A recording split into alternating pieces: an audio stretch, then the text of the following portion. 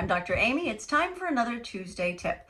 So this month in Genetic Rockstars, the MTHFR community, we are talking about highly sensitive people. I am one. Lots of the community can identify with this, and lots of the members of the community are also highly sensitive people.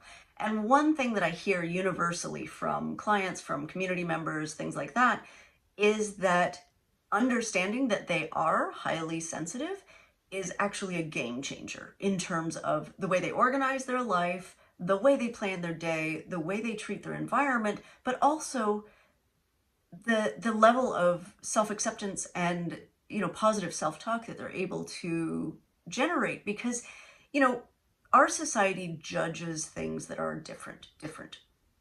And so we all kind of have this expectation that if someone can handle working in a super high stress environment where there's stuff happening all the time and all of these distractions and flashing lights and beeps and sounds and other people getting up and sitting down and talking and if anybody can do that, then I should be able to do that. Except if you're highly sensitive, you process at such a deep level, and all of those stimuli are coming in and actually being analyzed by your brain, being processed by your brain, going through all of this work, whereas that isn't actually the case in somebody who has a lower level of sensitivity.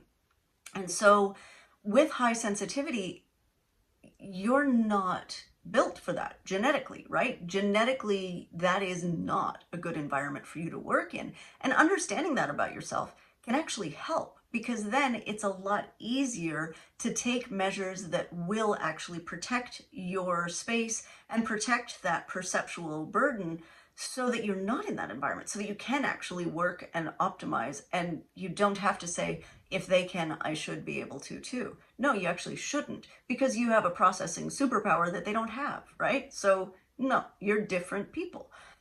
Likewise, it helps you to understand why, say when your family is fighting, you can't eat, right? And your stomach is a mess and you feel all of the emotions, right?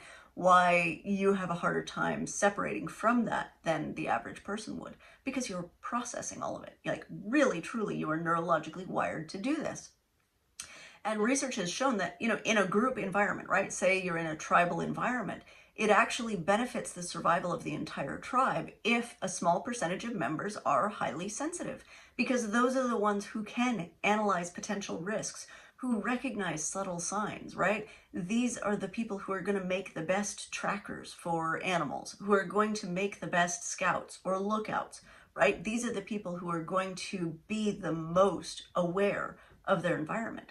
That is absolutely a survival superpower, as long as everybody doesn't have it, because there also needs to be low sensitivity people who can handle like the giant chaos, whatever, big change, noisy environment, all of that. So we need people at every point in the sensitivity spectrum. But if you are highly sensitive, it really helps to actually understand that and to accept that about yourself, because then you start to be able to use those gifts more effectively and not judge them negatively, right? It's really easy to be judgy about stuff like this, but it's also unnecessary. And if you lean into it and kind of embrace it, then it opens up this whole set of abilities that are actually special, right? Different. So there are a couple of online tests. So there is 3 different tests at sensitivityresearch.com, one that you can do, one that you can do for your kiddos, and then one that kiddos ages 8 to 18 can fill out for themselves, like a self-assessment for themselves. And they're really great tests. And at that particular site, they put people into 3 categories. But he breaks people into dandelions, which are really low sensitivity, tulips, which are kind of average sensitivity, and then orchids, which are high sensitivity. The book is called The Orchid and the Dandelion: Why Sensitive Children Face Challenges and How All Can Thrive. And it's by W. Thomas Boyce, who is a medical doctor. There's also another site that has sensitivity self-assessments, and that is called hsperson.com.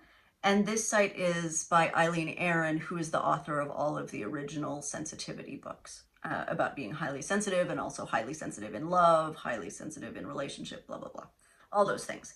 And she has an Are You Highly Sensitive self-assessment, and then also one that you can do for your kids, but she does not have one that kiddos can do for themselves. So if any of this sounds like you, if it's pinging any red flags, I would encourage you to take the time to do those tests. I will put the link to the tests in the video notes. So you can find the links to those to complete whichever test applies to you.